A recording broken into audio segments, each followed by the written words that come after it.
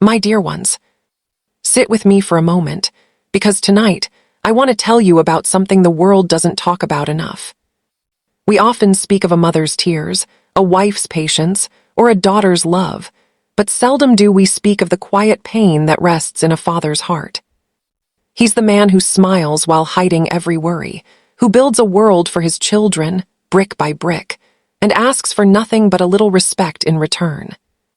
And yet, sometimes, that same father is broken, not by fate, not by loss, but by the very child he raised with trembling hands.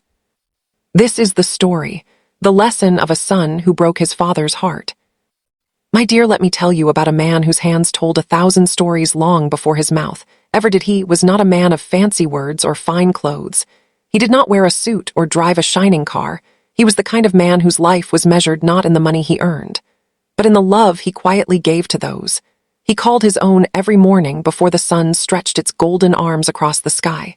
He was already awake, his boots scuffed, and ready, his heart steady, with a purpose that never faded. He would sit at the edge of his old wooden bed, tie the same worn laces, and whisper a small prayer under his breath, not asking for much, just enough strength to keep his family safe for one more day. He worked in a small workshop fixing things that others thought were broken beyond repair: old radios, forgotten bicycles, cracked furniture. He brought them all back to life with those rough hands of his fingers carried. Cuts his palms bore calluses, but his eyes carried something much deeper, the kind of kindness that comes from knowing struggle, yet still choosing to smile through it. He was a man who could fix everything, except the distance that was beginning to grow between him and his only son. That boy was his pride, his joy, his reason for everything. The day he was born, the man had held him close and whispered, "You will have everything I never did." He made that promise silently to himself, and it became the song that played in his heart every single day. He wanted to build a better life for the boy, not of gold or luxury, but of dignity and comfort.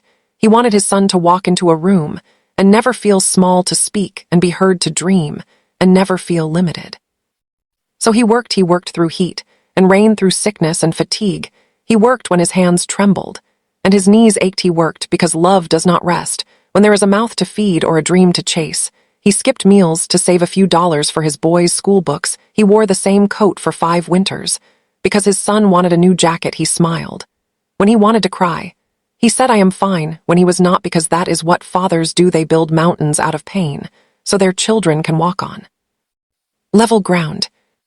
Every night when he returned home, his shirt drenched in sweat, his face dusted with the day's labor, he would peek into his son's room. The boy would be asleep, books scattered across the bed, a small lamp flickering beside him. The father would stand there for a moment, letting the peace of that sight fill him completely. That was his reward. That was his peace, to know that his boy was safe, that his sacrifices had meaning. Sometimes he would brush a hand across the boy's hair, careful not to wake him, and whisper softly, "I am proud of you, my son." As the years passed, the boy grew taller, smarter, louder. He began to dream bigger than the small town that raised him. The father could see the stars in his eyes. And though it scared him, he was proud too. He told everyone who would listen, "My boy will make something of himself one day. You just wait and see." And oh, how he meant it. He never once envied his son's ambitions. He only wished to stand quietly in the background, clapping the loudest, even if no one noticed him. But life has a cruel way of twisting love into longing. The more the boy grew, the less he seemed to see the father who had made him everything he was. The old clothes embarrassed him, the rough hands, the old truck, the simple way of speaking. He started to believe the world belonged only to the polished, and the proud. The father tried to keep up. But how could he? A man who spoke with silence cannot compete with a world that shouts. The boy began to drift away, slowly at first, then completely. The father would still wake before dawn out of habit, but now the mornings felt heavier. The silence in the house began to echo. The chair across the table stayed empty. The laughter that once filled the small home had turned into memories. He still packed 2 lunches out of habit, still poured 2 cups of tea, one for him, one for his son, even though he knew the boy would not be coming home that day or the next. He did not speak of his loneliness. He simply folded it into his daily routine like another chore. He went to work, smiled at customers, fixed their broken things, and said, "Have a good day." Then he would come home and sit by the window where his son used to study. He would watch the sunset, the same one he used to point out to his boy, saying, "Look how beautiful the world is when you stop to see it now." He just watched it alone, whispering the same line to himself, as if hoping the wind might carry it to wherever. His son was. Sometimes he would hear from the boy, a quick call maybe. Once a month, words rushed, distracted hello. Dad, how are you? I am busy, I will visit soon. The father would smile into the phone, pretending. That was enough. He would say, take care, son, I am proud of you as always. And after hanging up, he would sit for a long time staring at the wall. The house felt too big for one man. But he never complained, because fathers rarely do. They carry their sadness quietly the way they carry their faith, with patience and dignity. There were moments when the father wanted to tell his son how much he missed him, how proud he was even of the smallest things. But pride and love are heavy things to balance. He didn't want to sound needy. He didn't want his son to worry, so he said nothing, and said everything through his silence. One evening, as he sat outside his workshop, the sun melting behind the trees, a neighbor walked by and said, you must be so proud of your boy. He's made it big in the city now. How the old man smiled, that same gentle smile, and nodded, yes, yes, I am very proud of him then. When the neighbor left, he looked down at his hands, those same tired hands, and whispered softly, I hope he knows. You see, my dear, that is the kind of love that fathers give, the kind that expects nothing in return, the kind that sacrifices without ever asking for thanks. The world does not notice men like him, men who quietly build the dreams of others, men who turn their own pain into someone else's comfort, men who are never celebrated, but always remembered when it is too late. That man's story is not unique. It is the story of many fathers who loved without conditions, who gave until there was nothing left to give, and who watched their children walk away without realizing they were stepping over the very foundation that held them up. He never stopped loving his son. He never stopped hoping that one day the boy would understand that every bruise on his hands, every sleepless night, every quiet tear was not weakness, it was love in its truest form. When I think of him, I think of all the fathers sitting silently in dimly lit rooms looking at old photographs, smiling through tears. They never let fall, waiting for a knock that may never come. A son may break a father's heart without meaning to, but a father's love is a strange kind of miracle. It breaks and still keeps beating. So if you ever find yourself too busy, too proud, or too far away, remember this: somewhere there is a man who still thinks of you every morning when the sun rises and whispers the same simple prayer, God, keep my child safe, and let them know I love them still. My dear, when love begins to fade, it does not vanish all at once. It slips away slowly like the last light of evening, stretching thin, until it becomes memory. The father did not notice at first how far his boy had gone, because the heart refuses to see distance when it loves too deeply. The letters came less often, the calls became shorter, the laughter that once filled their home had been replaced by polite pauses and hurried goodbyes. But he told himself this is how life works. Children grow up and move on. He had done his part. Now it was time to stand back and watch his boy fly. The son had gone to the city, a place that smelled of ambition and noise, a world of bright lights and constant motion. He found friends who spoke quickly and dressed sharply, who laughed at jokes he did not always understand, but pretended to. The city was a different kind of teacher. It whispered that success was louder than kindness, that image mattered more than truth, that the past was something to leave behind and never look back on. And slowly the boy began to believe it. He began to feel ashamed of the things that once made him proud. He stopped mentioning his father's small workshop. When people asked what his family did, he started saying, my father runs a business, because somehow it sounded grander, more fitting for the life he wanted to build. He stopped visiting home as often, telling himself he was busy chasing dreams, but deep down he knew he was running from something, running from the mirror that showed him where he came from.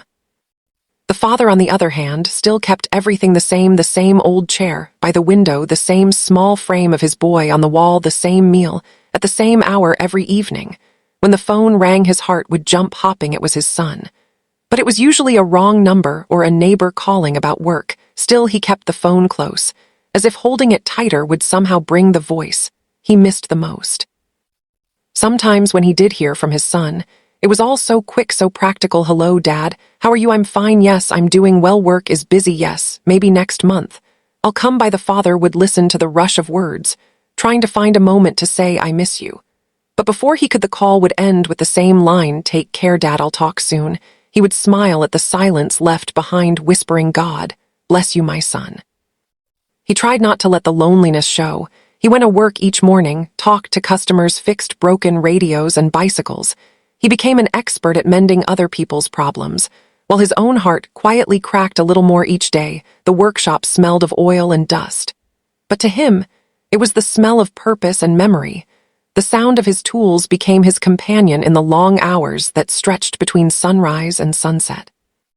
One afternoon, as he polished a small wooden clock, an old friend stopped by. They spoke about the weather, the harvest, the neighbors. Then the friend asked, "So how's your boy these days?" The father smiled, as always. "Oh, he's doing very well. He's busy in the city. You know how life is." The friend nodded and left. But when the door closed, the smile faded, and the man sat there for a long time staring at the clock in his hands, its steady ticking echoing the emptiness in his chest. At night, he would sit by the window again, the same spot, where he used to wait for his boy to come home from school. He would look out at the quiet street, remembering the sound of small footsteps, running toward him, a backpack swinging side to side, and a voice calling out, "Pa, I'm home." He could almost hear it, sometimes carried by the wind or maybe by memory. He would whisper back, "Welcome home, my boy," though he knew there was no one there to hear it. Meanwhile, the son was learning how cruel the world could be. He was doing well on paper. He had a job, a small apartment, some new friends. But none of it felt like peace. He would lie awake at night, sometimes scrolling through old photos, his father's smiling face staring back at him, with the same warmth that now felt so distant. He wanted to call. But pride is a heavy stone. Once it settles on the heart, it takes courage to lift it. He told himself. He would visit soon, just one more week, one more project. Then he would go home, but weeks became months and months became years, and by then home felt like a place too far to return to easily.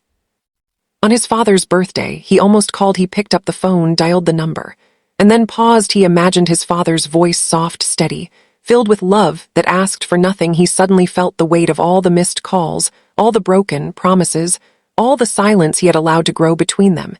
He pressed end before the call could connect. He told himself he'd call tomorrow, but tomorrow has a way of turning into someday and someday into never.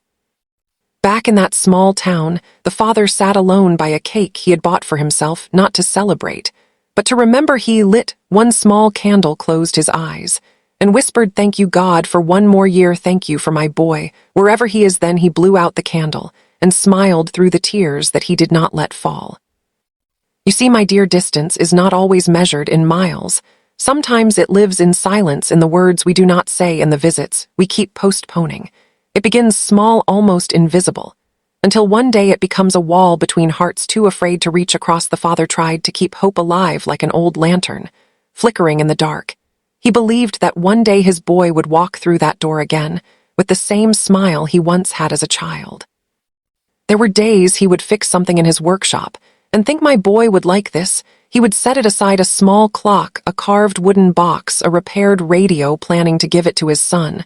When he returned, he kept them all neatly wrapped, waiting year after year as the dust quietly gathered.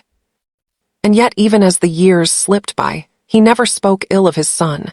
When neighbors whispered that the boy had forgotten his roots, the father would shake his head and say, "No, no, he's just busy. He's doing what I always wanted him to do, living his dream." And in that sentence, you could hear both pride and pain woven together so tightly that even he could no longer tell them apart. The son, too, felt the pull of memory from time to time. Sometimes when he saw a man with tired hands fixing something on the street, he would stop and stare for a moment, reminded of his father. He would think, "I should call him today."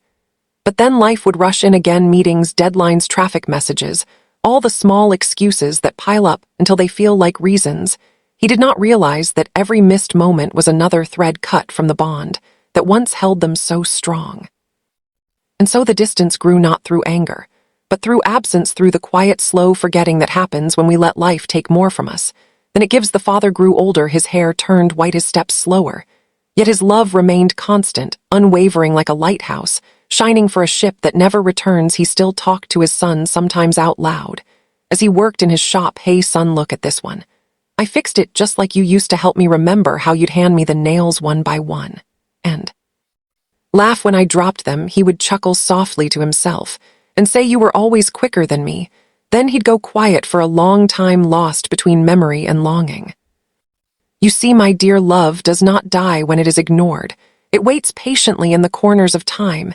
It waits in the sound of an old clock ticking in an empty room in the scent of sawdust, in a workshop in the quiet hum of the world at sunset, waiting for a voice that will not come.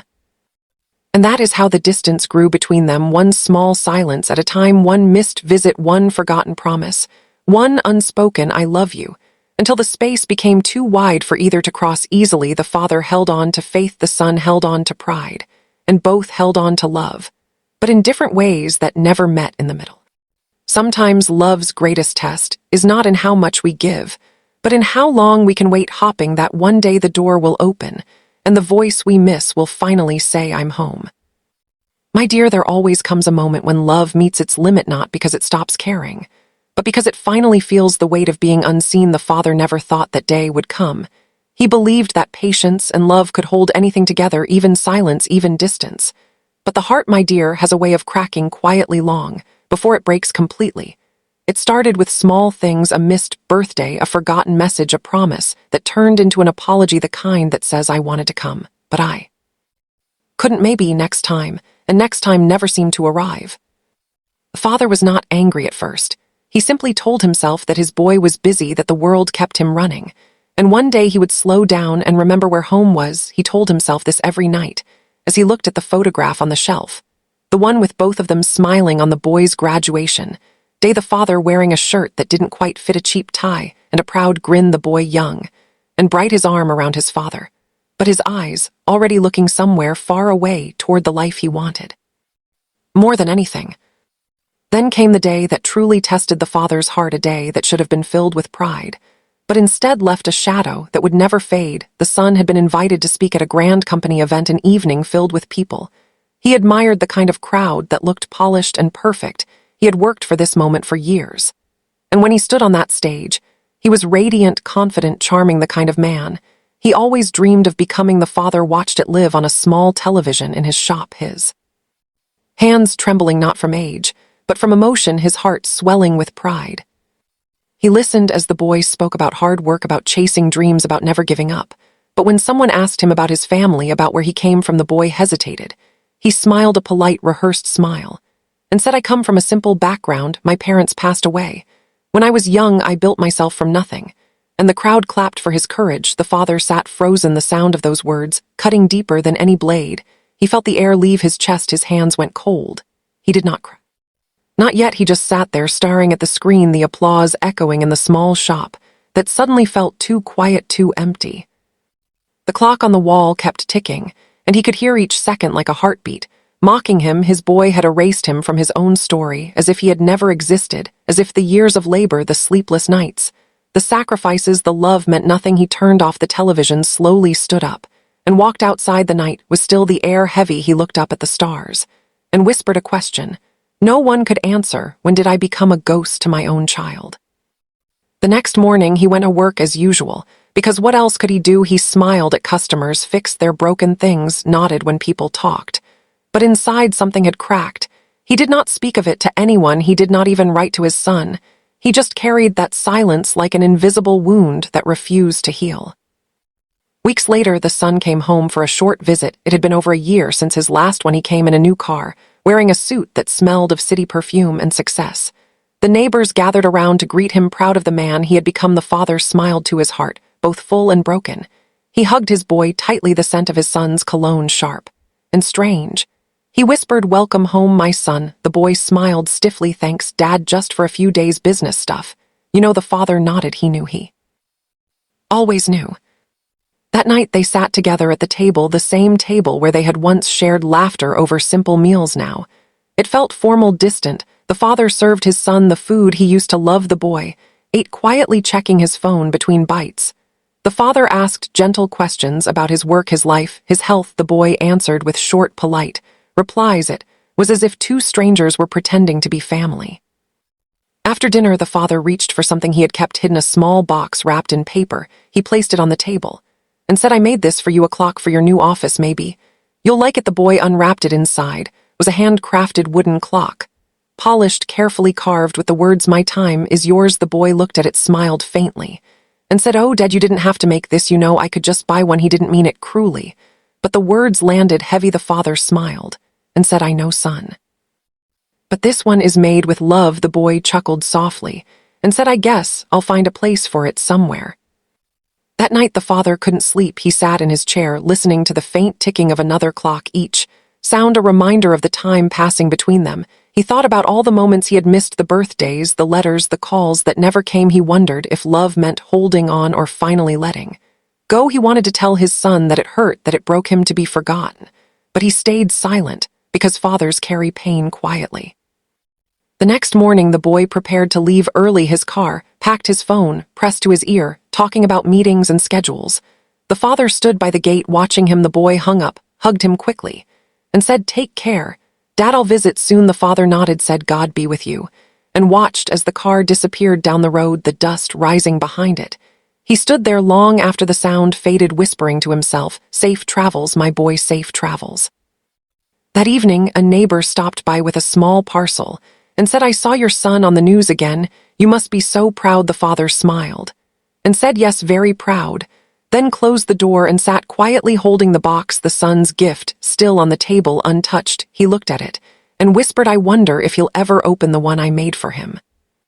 Time moved on, as it always does, and the silence between them became its own kind of conversation, one filled with things neither could say. The father's body grew weaker, but his heart still held on to hope. Some nights he would wake suddenly thinking he heard footsteps outside. He would open the door expecting to see his boy standing there smiling, saying, Dad, I'm home. But it was always just the wind. You see, my dear, the breaking of a father's heart is not always loud. It happens in the quiet, in the small moments, when love is not returned, when pride becomes heavier than affection, when distance turns into denial. That man never stopped loving his son. He simply learned to live with the ache of being forgotten.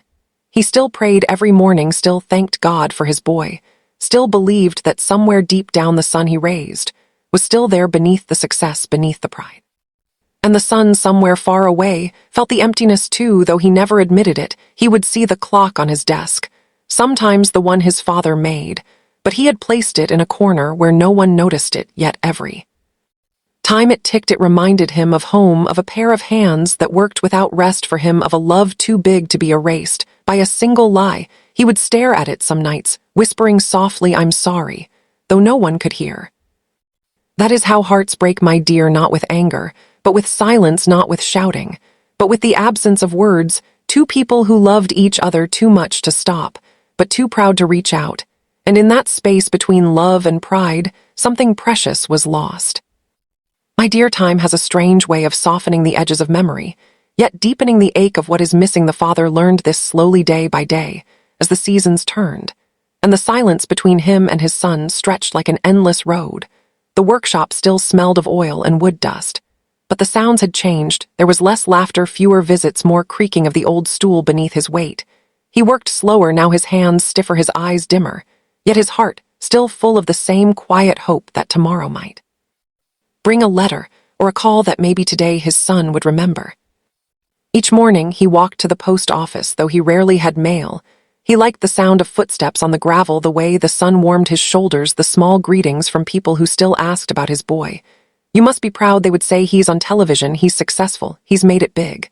And the father would smile, that same practiced smile, and answer, Yes, yes, I am proud, always proud. But when he came home, he would sit by the window and whisper to the empty chair beside him, I wish he knew how much I still miss him. The years passed like pages in a worn book, each day looking a little like the one before. The workshop grew quieter, the tools a little rustier, the town busier around him.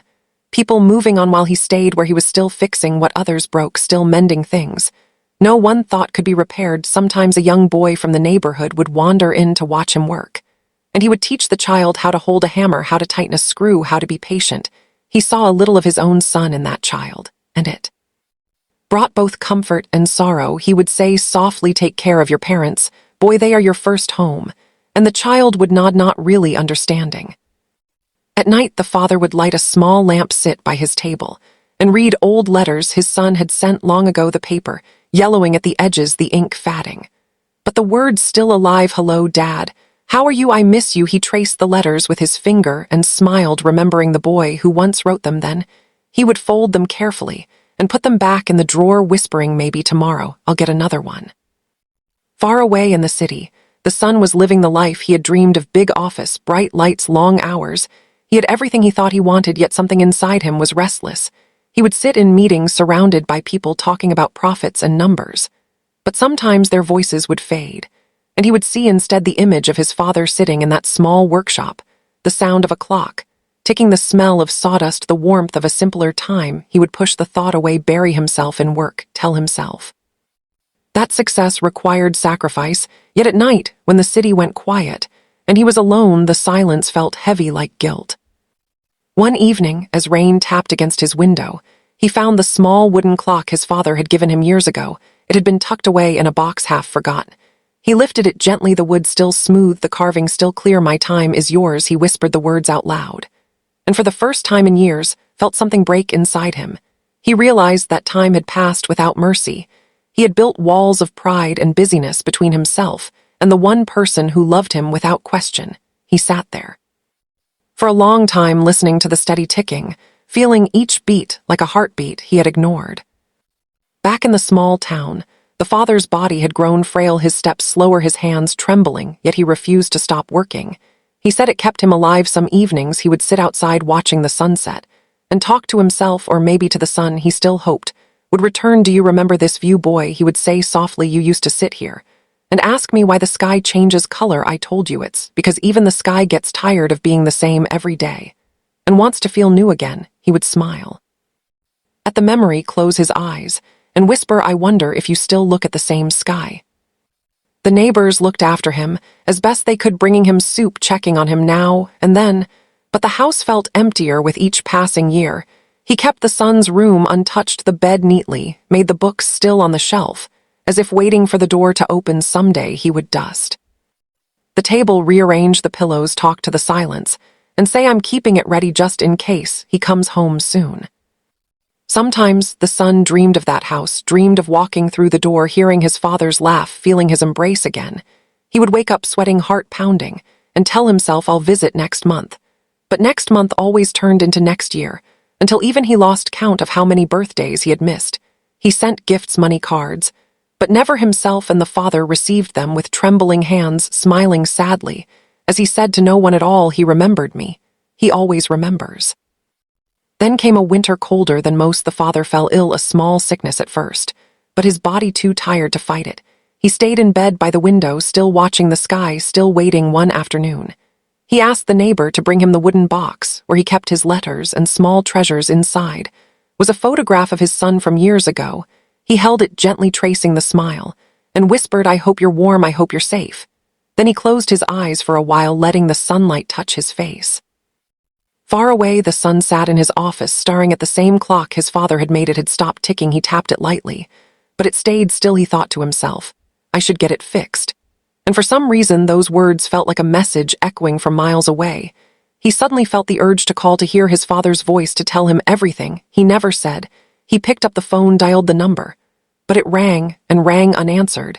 He told himself, maybe he's asleep, maybe tomorrow, and set the phone down, unaware that sometimes tomorrow never comes.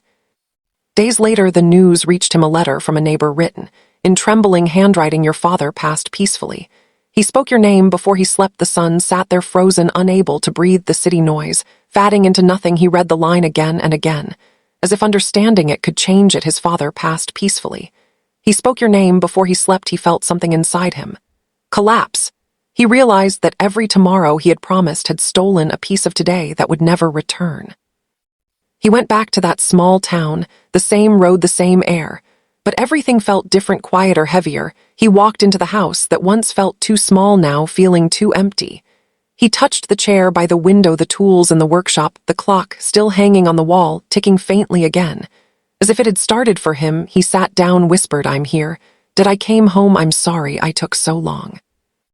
And my dear, that is how silence speaks. It tells stories. Words cannot. It holds both love and regret in the same breath. Years of silence had passed between them, yet the love never left. It simply waited, patient and loyal, like the father himself. You see, when love is true, even time cannot erase it. It lingers in the corners of old rooms, in the ticking of forgotten clocks, in the way sunlight falls on an empty chair. It waits for forgiveness that comes too late and gives peace that comes quietly. The son stood in that quiet house as the light of late afternoon painted soft gold across the floor, every corner whispering pieces of a life he had left behind. He could hear the faint hum of the past in the creak of the floorboards, and the ticking of the clock that now seemed to beat in rhythm with his heart.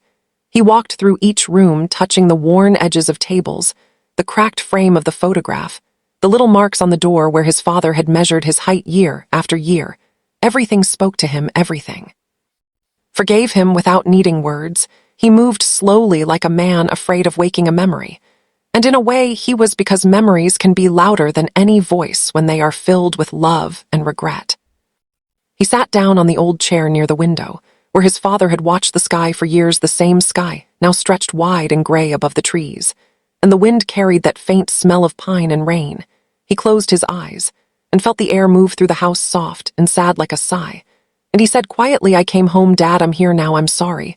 I thought I was chasing a future, but I was really running away from everything that made me who I am." He stayed like that for a long time, just breathing, just listening to the silence that had once felt heavy, but now felt almost holy, like the house itself was forgiving him. After the funeral, he didn't leave right away. People in town said he could stay as long as he liked, and he did, because leaving again felt impossible. He found peace in the small rituals his father once did. He woke early, made coffee in the same dented pot, walked to the post office. Even though there was no mail, he cleaned the workshop, while the tools swept the floor, and every small task felt like a prayer, like a way to talk to his father without speaking. He began to fix small things for the neighbors, just as his father had a squeaky chair, a broken radio, a watch that wouldn't tick. He asked for nothing in return, only that they share a story about the man who had been his father, and each story became a thread, sewing together pieces of the man he had forgotten. One evening, a young boy came by carrying a broken toy truck. He said his mother told him the old man used to fix things here, and the son smiled and said he did, but he's gone now. "Still, I can try." He took the toy, sat at the workbench, and for a moment his hands trembled, then grew steady as he found the rhythm of the work, the way his father's hands once moved, strong and certain.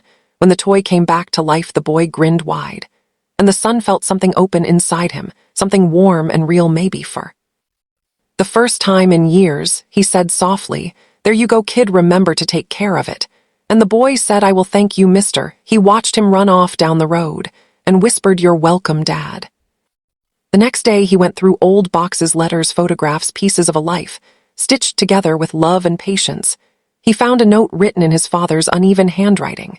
It said, "My son, if you ever read this, I want you to know, I never wanted more than to see you happy. I was proud long before the world was proud, and I never stopped waiting for your knock on the door." He pressed the paper to his chest and cried quietly, the kind of tears that wash away years of silence, tears that come when the heart finally accepts that forgiveness was always waiting. He started talking to his father while he worked, just little things: "You'd laugh if you saw me now," or "I fixed the Miller boy's chair today," or "Remember how you said patience makes the work better?" And slowly those conversations filled the empty air until the house no longer felt lonely. It felt alive with memory. One afternoon, he went outside to the old tree by the fence, the one they used to sit under after long days, and he carved 2 initials side by side, a small, simple mark, but it felt like a promise. That love had never really gone anywhere. It had just been waiting here under this same sky. As weeks turned into months, he began to notice how life around him moved differently here. People took time to talk to each other. They remembered birthdays. They helped one another without asking why. It humbled him the way kindness was woven into the fabric of this little town. He realized his father had been part of that quiet goodness, building more than furniture. He had built trust, community, love, without ever saying the words. And the son thought to himself, maybe that is the truest kind of success, not the kind with applause or trophies, but the kind that lives on in the way people remember you when you're gone. One night he sat on the porch, watching the stars flicker through the dark, the air cool, the crickets singing, and he spoke softly, as if his father were sitting beside him. "You know, Dad, I used to think love was supposed to be loud, full of words and grand gestures. But you showed me it can be quiet, steady, the kind that fixes what's broken without anyone asking, the kind that waits and forgives and keeps the light on just in case someone finds their way home again." He looked at the horizon where the sky met the fields and smiled, feeling at peace in a way he never had before. The following morning, he decided to keep the workshop open, not as a business, but as a place for others to come and learn. He called it the time room after the clock. His father had made he taught children how to sand wood, how to polish, how to repair. He told them stories about his father, each story, ending with the same words: he believed in fixing things, not throwing them away. One day, a small girl asked him, "Why do you do this if you don't need the money?" And he smiled and said, "Because some things you do just keep love alive." Letters started arriving from people who had moved away, but remembered his father. They shared memories of laughter, of kindness, of quiet wisdom. He kept each letter pinned to the wall until it looked like a tapestry of gratitude. He realized then that though his father's hands were gone, his touch still lived in everything he had repaired and everyone he had helped. Years passed, and the son grew older, his hair grayer, his hands rough again from work. But his heart lighter. He found joy in the simplest of things: the smell of rain, the sound of a child's laughter, the warmth of morning light through the window. One evening, he walked down to the river where he and his father used to fish. He sat on the same rock, felt the cool breeze, and whispered, "Thank you for waiting for me, for teaching me that it's never too late to come home." When he returned to the workshop, he lit the lamp one last time, the glow soft and golden over the wood and metal. He picked up the clock that had once stopped ticking, held it close, and listened. The ticking steady, now sure like the heartbeat of a promise kept. He smiled, closed his eyes, and said, "Good night, Dad, see you in the morning." And my dear, that is how return truly feels: not grand, not loud, not filled with applause. It is quiet, humble, honest. It is the moment you realize that home was never just a place.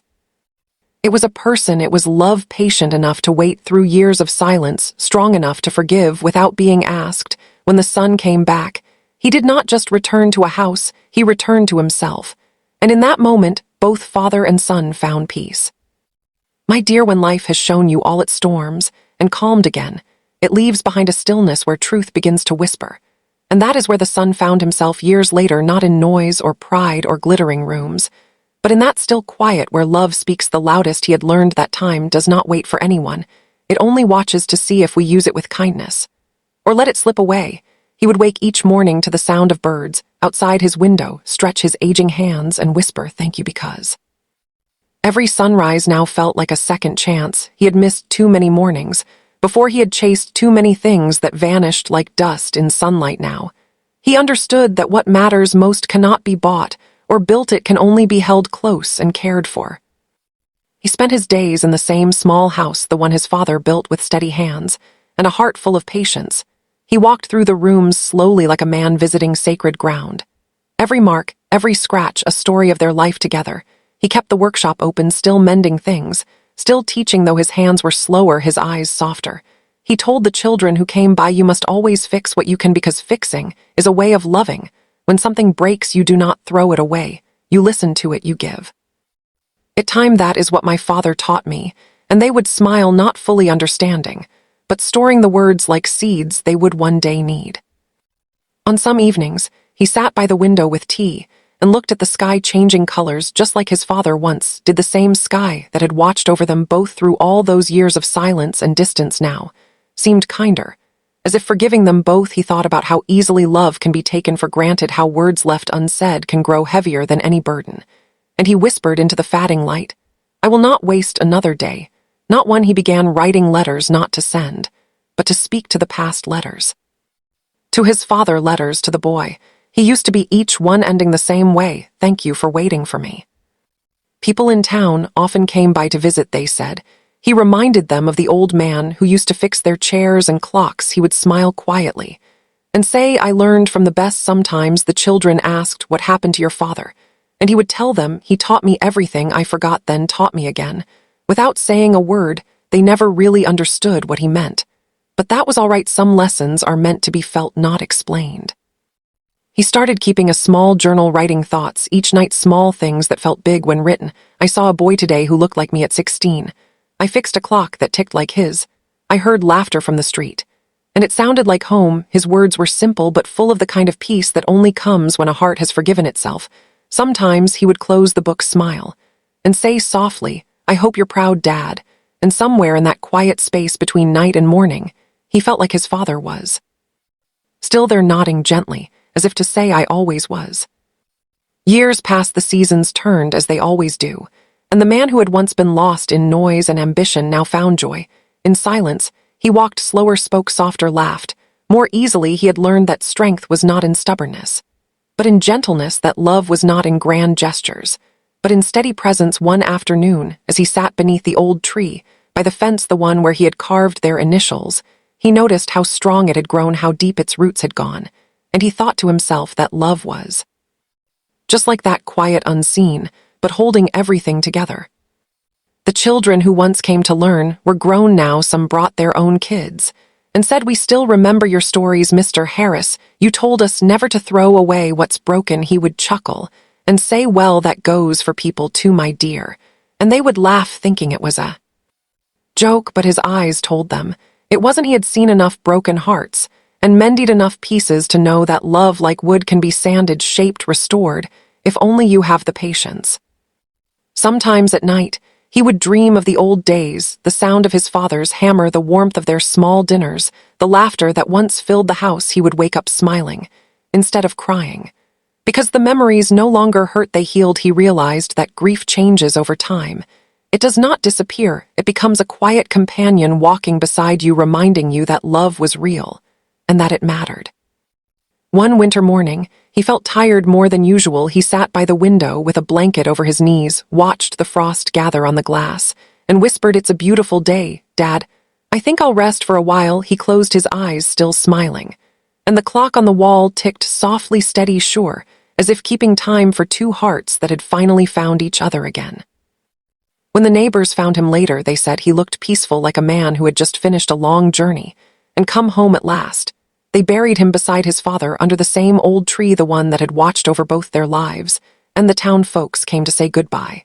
But they didn't cry for long, because they said he had already taught them how to keep love alive in every small kindness, in every mended thing, and in every story that began with once. There was a man who learned too late but loved just time. And my dear, that is the lesson I want you to remember, because life has a way of testing how deeply we love. It gives us people not to own, but to cherish, moments not to waste, but to live through fully. And when we forget, it quietly waits for us to remember, just as that father waited for his son. Love never stops waiting. It simply sits by the window, watching the sky change colors, whispering, "Come home." So if you have someone you love, call them. If you have words you've kept in your heart, speak them. If you have forgiveness to give, do not wait for the perfect moment. The perfect moment is always now, because one day time will stop ticking, just like that old clock, and the only thing left will be the stories we told and the hearts we touched. Remember, my dear, broken things can be mended, but only if you are willing to hold them gently enough.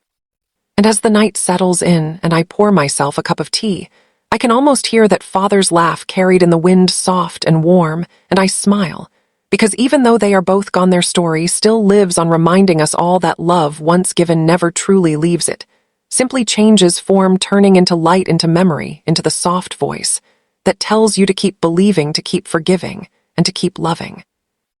That is the lesson of the son who broke his father's heart and then mended it again, one quiet day at a time. Thought maybe we could visit, not to buy, just to see. I nodded, unable to speak, because my heart was pounding with a mix of nostalgia and something softer, hope. That weekend we drove to the village, the same one where my husband and I had once stood, young and uncertain, yet full of dreams. It hadn't changed much. The air still smelled of seaweed and pine. The streets were narrow cobblestone paths lined with flowers and small shops selling seashell trinkets and postcards. When we reached the cottage, I stood there for a long time, my breath caught in my chest. It was smaller than I remembered, but it carried the same warmth. It always had the same inviting charm, the windows framed by wildflowers, the porch still facing the endless blue. I turned to my son and said quietly, "Your father would have loved that you brought me here." He smiled and said, "I think he's already here." We walked along the shore after that, our feet sinking into the wet sand as the tide whispered around us. I told him stories he had never heard about his father, about the time we stayed up all night during a storm afraid the roof would blow off, and how we sang old songs to distract ourselves, about how his father carved our initials on a piece of driftwood and promised he'd never let me face anything alone. He listened quietly, his expression soft with something between sorrow and peace, and when I finished, he said, "You know, Mom, I used to avoid hearing stories about Dad because they made me feel like I'd missed too much, but now they make me feel like I'm finally getting to know him." And I said, maybe that's what stories do, they bring people back to us piece by piece. That night we stayed in a small inn overlooking the ocean. I couldn't sleep. The sound of the waves kept pulling me back into old memories. My son must have sensed my restlessness, because he knocked on my door holding 2 mugs of cocoa. He sat beside me on the balcony and said softly, "I've been thinking about Dad a lot lately. I think I understand him more now. He wasn't just my father, he was your home, your compass. And losing him must have felt like losing half of yourself." I looked at him and said, "You don't really lose someone like that. You just start carrying them differently. At first, it's heavy like an anchor. But over time, they become lighter like the wind, guiding you without you even realizing." He nodded and said, "I think that's what you've become for me, Mom, my anchor and my wind." And I had to look away because my eyes filled with tears. The next morning we returned home, but something inside both of us had shifted. There was a quiet closeness between us, one that didn't rely on words. We began to spend more time together, not out of obligation, but out of comfort. He'd call me from work just to ask how my day was, or send me photos of the sunset, saying, "This one looks like the beach we used to go to." I started writing again, not letters this time, but stories, little reflections about life, love, and forgiveness. Sometimes I'd read them aloud to him in the evenings. While we sat drinking tea, he'd listen and say, "You should publish these, Mom. People need to hear your stories." I'd laugh and say, "Oh, who would listen to me?" But he'd always reply, "I would," every time. One afternoon, I found him sitting quietly by the window, a faraway look in his eyes. When I asked what he was thinking, he said, "I used to think strength meant not feeling things, just pushing through, pretending it didn't hurt when something broke. But you've shown me that real strength is in feeling everything, and still choosing to love, still choosing to show up." I reached over and took his hand and said, "That's what your father believed too, and maybe that's the lesson we were both meant to learn together." He smiled then, and I could see his father in him so clearly, the way his eyes softened, the way he carried his heart just a little too openly. It made me ache and heal all at once. Months turned into a year, and our lives found a new balance. One evening, as we were cooking dinner, he suddenly said, "I did something I wanted to tell you about. I bought a small piece of land near the coast, not for now, but for someday when I have a family of my own. I want them to have a place where they can hear the sea like I did growing up, a place that feels like peace." I didn't answer right away because my throat was tight with emotion. Then I said softly, "That's beautiful." And he smiled, saying, "Maybe we'll call it Second Tide. Remember that name we came up with last year?" I nodded because I remembered, and because I realized that name wasn't just about a place, it was about us, our second chance at love, understanding, and forgiveness. Years later, I would often visit that piece of land with him. Sometimes we'd plant trees, sometimes we'd just sit watching the waves roll in and out. One afternoon, he brought his wife and their newborn son to the shore. He placed the baby in my arms and said, "His name is Samuel, after Dad." I looked down at the tiny face, eyes barely open, lips curling into the smallest smile. And I felt time fold in on itself, like every chapter of our story had led to this moment. I whispered, "Welcome home, little one." Because that's what it felt like, a homecoming. As the sun dipped low over the horizon, painting everything gold, I looked at my son holding his child and thought about how far we'd come. We had broken each other once unintentionally, through pride and misunderstanding. But somehow we had rebuilt something stronger, something that would outlast both of us. I realized then that love isn't about holding on to what was, it's about creating what can still be. It's about knowing that even when something precious slips away, it leaves behind a seed of grace waiting to grow again when the time is right. Later that night, as I sat alone by the window listening to the distant echo of the ocean, I felt my husband's presence again, not as a ghost, but as a feeling, a quiet certainty that everything had come full circle. And I whispered into the night, "Thank you for giving me this second tide, for teaching me that endings are only beginnings in disguise." And as the moonlight spilled across the room, soft and silver, I closed my eyes and felt a deep, still peace, the kind that comes when every piece of your heart has finally found its place.